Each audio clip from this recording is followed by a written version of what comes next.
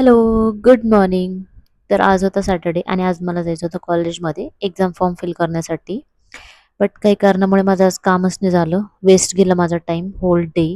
त्याच्यानंतर मी फक्त cold coffee पिली कारण काहीच खाल्लं नव्हतं आणि निघाले माझ्या फ्रेंड्सला भेटायला आणि हा आमचा खूप दिवसापासूनचा प्लॅन चालला होता भेटायचा आणि तो फायनली डन झाला.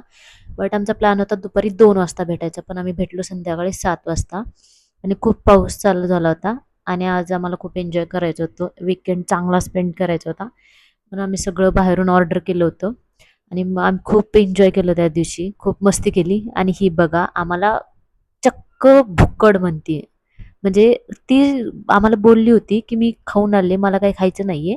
पण आणल्या-आणल्या पहिला ताव तर तिनेच मारला होता. पहिलं आईस्क्रीम तिनेच पळवलं होतं आणि ह्या मॅडमचा एक सगळ्यात मोठा मेजर प्रॉब्लेम, चष्मा पडल्यावर तिला काहीच दिसत नाही. ती चष्मा समोर आहे तरी तिला चष्मा दिसत नव्हता.